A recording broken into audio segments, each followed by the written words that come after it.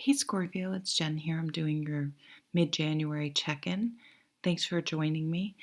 So I did a little bit of channeling first that I'll go through and then we'll check out the cards. So I hope you're doing really well. The first message I got was that there's going to be some sort of miscommunication, but it gets cleared up. But the interaction will give you some insight on how you could come across, or the other person will gain some insight on how they come across, or even both. Um, that will really be sort of one of those, oh, oh, kind of an aha moment.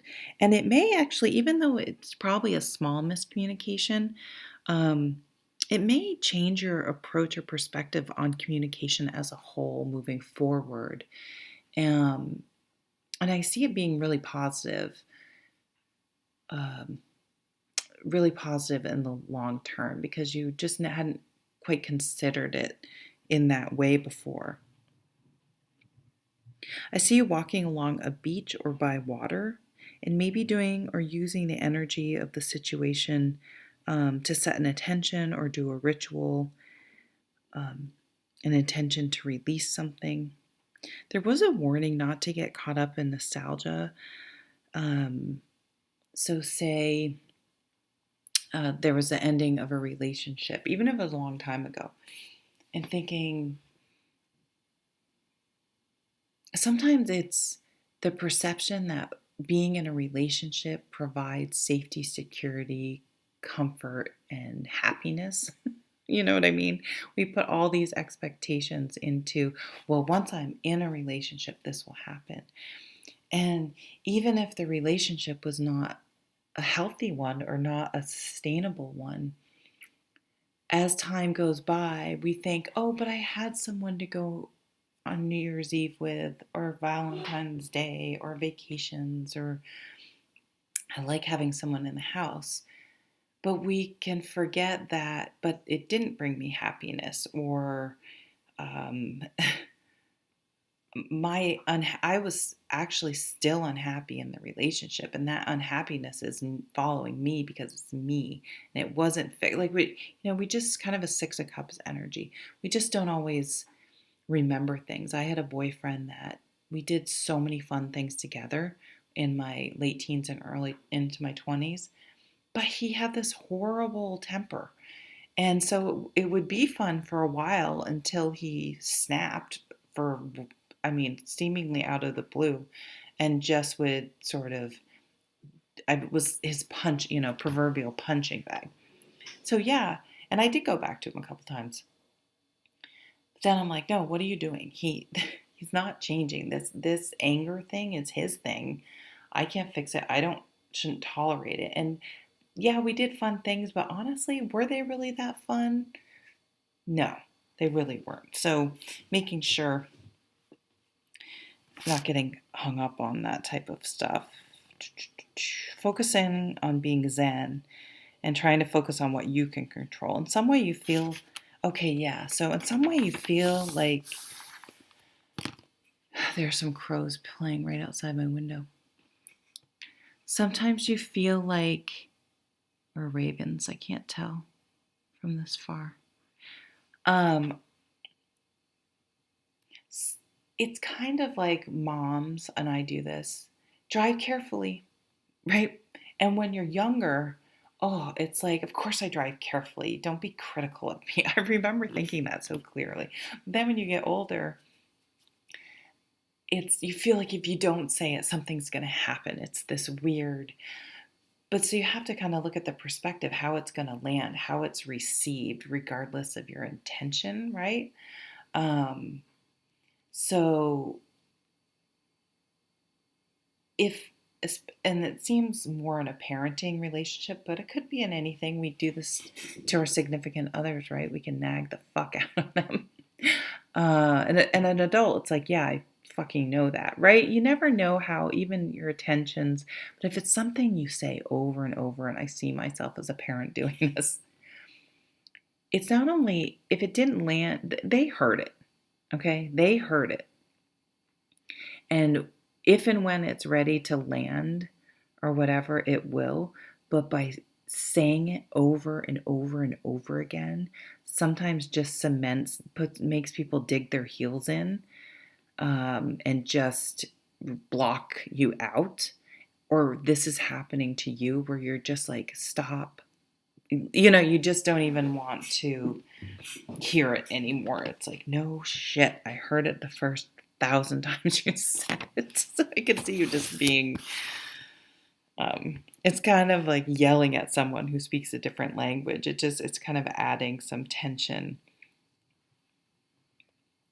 And then interesting things like looking at love language, which can cause, so there's a thread of maybe miscommunication, but not so much that it's a bad situation, but exploring that I think will be really interesting for you and really insightful. Um, so the love languages, I'm sure you've heard about this, how people express love, and how people express love and how they show love and how they want to receive love, not necessarily the same. So people can be the same, but whatever. So really looking at um, those types of things and how communications can happen if our love language is physical affection and the other person is acts of service, and you're like, they never come up and give me a hug, or what, I'm always the one initiating, and the other person's like, they never, it would be so nice if just every once in a while they come out and help me unload the groceries from the car, I don't know, you know what I mean? You can see how it, and I think you're just going to be fascinated by that. And it's not, neither of those are good or bad. Your love language isn't right or wrong. And I think that's when we start saying, no, my way's right, your way is wrong, or vice versa, instead of understanding. And then maybe it's, well, I need to find someone that's compatible then. Because we don't do that. It's just because we love someone, we're attracted to someone, doesn't mean we're compatible. And that can be really hard because you think, oh, it took me 10 years to find this freaking person. So either finding a way to come together and understand that and move forward, which is obviously would be the best way if there's a deep connection. But some people, it's just not surmountable, and then you're just nagging or vice versa, trying to pound that square peg into the hole. And the love language then becomes tension and withdraw and separateness. I see someone doing a 180. So, and this is so silly, but what came into my mind was Gilmore Girls. I love that show. So the spoiler alert, if you haven't seen the new Gilmore Girls that came out in the last couple years or so, it's 4 episodes. And it's like winter, spring, summer, fall. So huge spoiler alert. How much Emily changes after Richard's death. It means she just becomes a completely different person. I don't know, what's kind of interesting. So maybe you do this. And I mean, she kind of, even though it's sad without him, she sort of is released and really finds a way to enjoy herself. She doesn't give a fucking shit about what people think anymore. She used to be consumed with how people think, to fitting into society, to presenting, making sure Richard socially is fulfilling his duty as this very high-powered executive, et cetera, and she was released from all of that.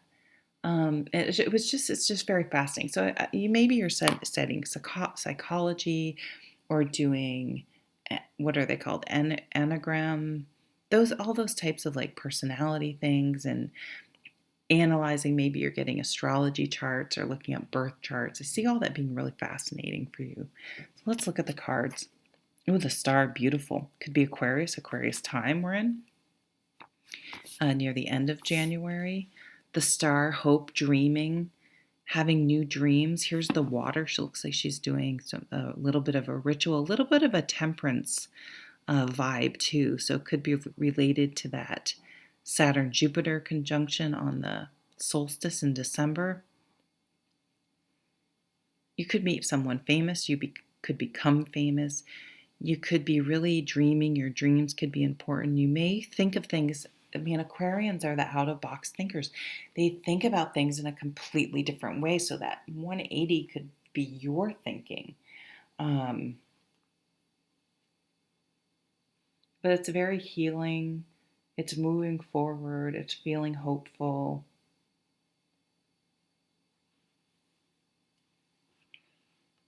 Again, maybe you're into astrology. Knight of Wands. So this is getting your mojo back. This is, what does it say? Going to the village. You could be going home. There's a little bit of a Six of Wands vibe here. There's some sort of a bird. I don't know what that is. Is she sitting side saddle?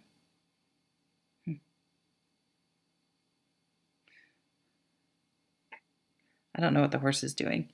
Pee off. They shouldn't have both, if they're walking, both legs wouldn't really be off the ground like that. But okay. Stop, Jen.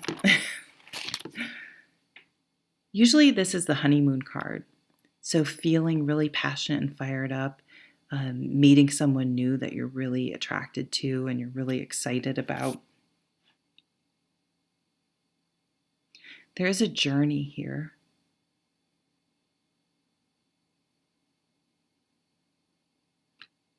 For Wands, for the Knight of Wands, this card's moving very slowly.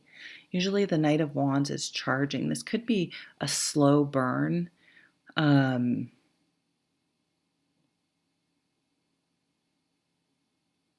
homecoming.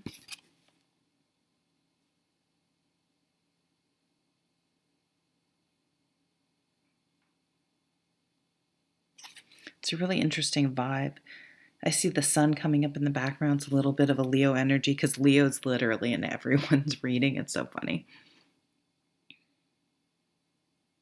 These are some amazing cards. I want to see what else is. Seven of Swords.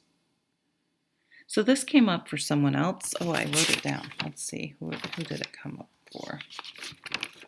I didn't write down. Damn it. I didn't write down Taurus.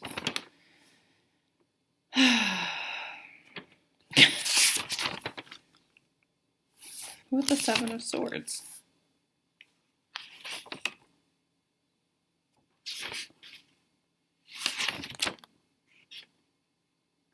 It must have been Taurus then, because I didn't write it down. So there could be a Taurus connection. Because what I saw with Taurus was this lady who's pissed. She looks like she has a spoon in her hand. She's like, dinner's on the table. Where the fuck have you been? Did you go out drinking with your friends again? There's something stinks. He's looking back. What's this card? What's he looking at?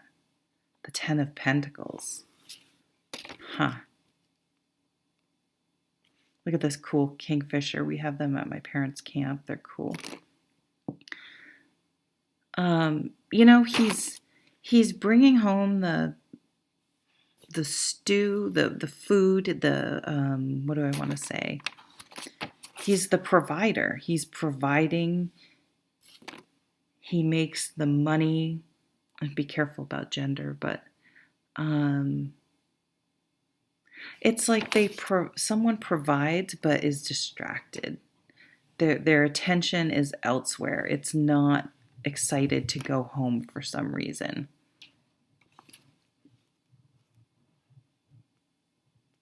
I almost want to go like that. Like someone's going to catch your eye.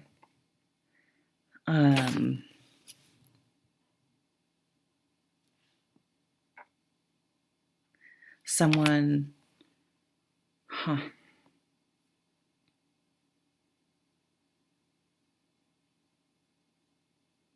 So this could be a situation where one of you or both of you was married before, and maybe one of the people strayed or just weren't connected the way we were talking about. And I do see a new connection with someone that is sustainable and long lasting. You could hear about a divorce of someone that's been together for a really long time. and it could be somewhat surprising. Coming together with family. I definitely see trying to plan a way to go home, even if it's not now where we can't really travel, making a plan. It could be even moving.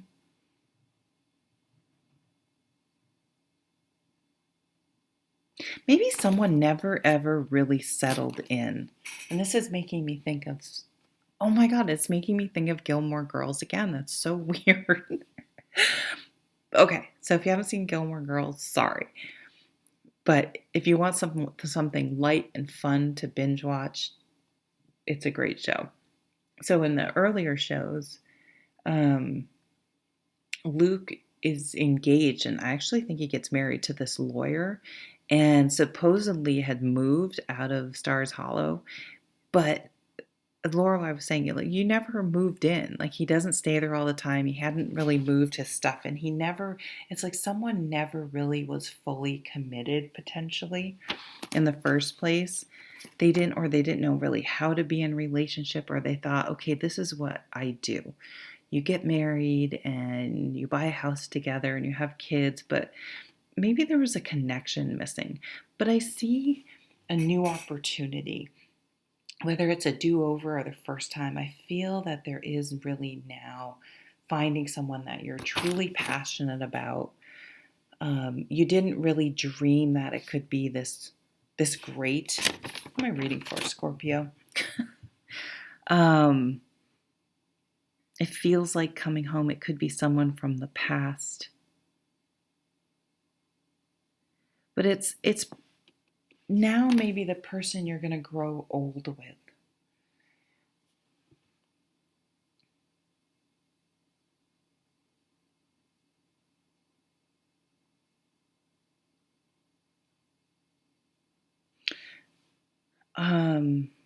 Yeah. So I'm going to leave it. How far am I? I'm going to leave it at that, Scorpio. Some interesting messages coming for you guys. A little different than some of the other readings, but yeah, thank you so much for watching. Take care.